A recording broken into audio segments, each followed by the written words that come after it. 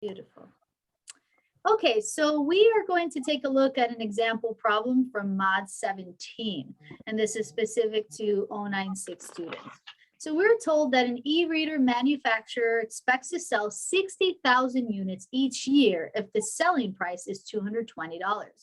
If the selling price is reduced to $160, then the manufacturer expects to sell 140,000 units each year, which makes sense. You lower the price, more people buy it, right? Okay. For part A, you're told that assume that the relationship between the selling price and the units sold in thousands is linear, y equals mx plus b. Okay, got it. Find the equation of the line that describes the relationship, and then of course, write your answer in slope-intercept form. Notice what it says. Let x represent the selling price and y represent the units sold in thousands. The very first thing I'm going to do in this case is I'm actually going to write that out. So I'm going to write out the ordered pair x comma y, and then directly underneath this, even though it may seem a little crazy, directly underneath this, I'm going to write selling price and then units sold in thousands. That's going to be really, really, really important to us to know, because if you said that you sold 50,000 units, I'm going to say, well, then you sold 50 of them, because there are 50 units of thousands. Does that make sense? Yes. Okay, perfect. So we want to find the equation of a line. And we know from our previous units, in order to do that, I need 2 points to make a line. I use those 2 points, I find the slope, and then I find the equation. So let's figure out what those two ordered pairs are. X is the selling price, Y is your units sold in thousands. From sentence number 1, your selling price is 220 bucks. The units sold in thousands are 60. There's 60 of them. From your second sentence, your selling price is 160 bucks and you'll sell 140,000. So we have 140 of them. Those are the two ordered pairs that we're going to use to write our equation. Now, before I go further, I look at what it says in blue text underneath where we're going to write our equation. Use integers or decimals for any numbers in the equation. Round the final answer to 2 decimal places as needed. Round all intermediate values to 2 decimal places as needed. So yay, I get to do decimals all over the place instead of fractions. That makes me very, very happy.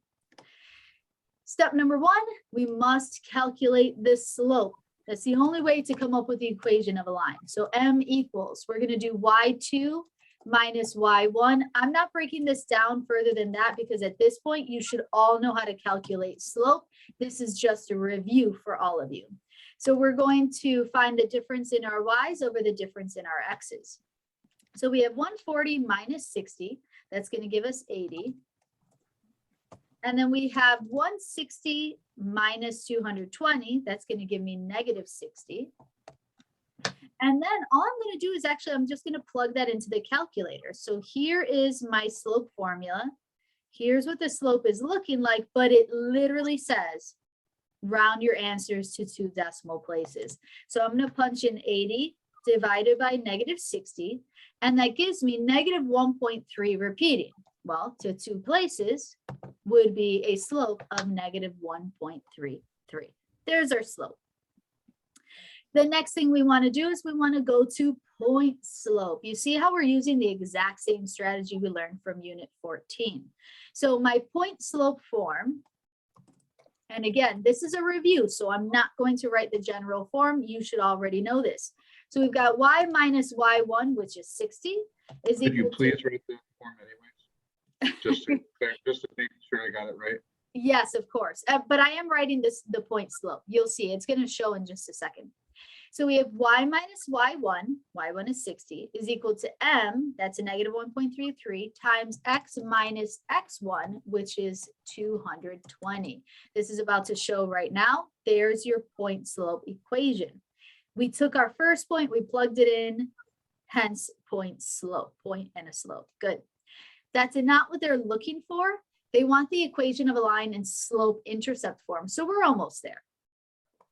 It's always helpful to rewrite the equation. I like rewriting the equation. You don't have to, it's my personal preference. But what this is telling me is that now I'm going to distribute that slope, right? Because I want to take a step forward mathematically. So negative 1.33 times x is negative 1.33x. Take your calculators. Negative 1.33 times negative 220 is going to give me a positive 292.6. And then because I want slope-intercept form, I got to bring that 60 over. So I'm going to add 60 to both sides. And I find that my equation of a line in slope-intercept form is y is equal to negative 1.33x plus 352.6, because you essentially just add the 60 to the 292.6. And that, my friends, is your equation in slope-intercept form. This is what they're looking for option or for part A. So they want that equation. I have a question. Yes, go for it. The 1.33x is a positive because it's a negative 200. I just verify that's correct, right? Yes, so a negative 1.33 times a negative 220, yes, that gives you a positive 292.6. Gotcha. Yes, beautiful. Because remember, you're distributing the negative 1.33. You distribute it to the x, and then you distribute it to the negative 220. So you want to just be really careful with your signs. Yeah, the answer when I typed it in originally for part B, I put the total amount for the next piece without the zeros because the units are represented in thousands, and it gave me the wrong answer. Yeah, so let me show you what part B is actually asking. So I like that you are referencing the fact that you plugged in the selling price, which is 150, and you plugged it into your equation, which is perfect. That's exactly what you want. So for part B, they're saying to you that the selling price is 150 bucks. We know that selling price is our X.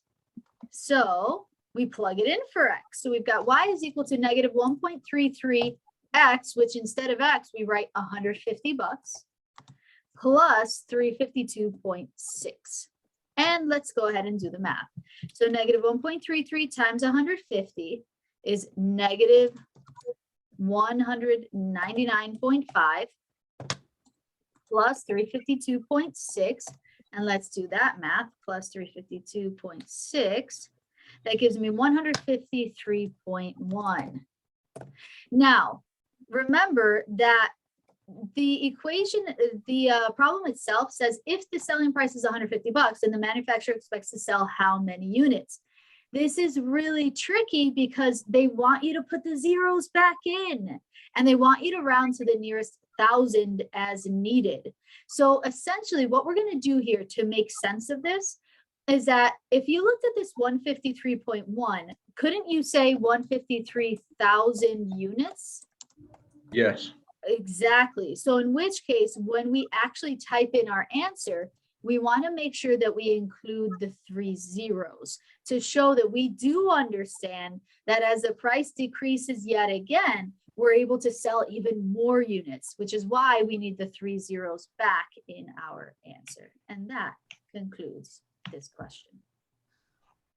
And Awesome. sorry, you got rid of the 1 because you're allowed to round, right? Yes, exactly. Because it literally says round to the nearest 1,000 as needed.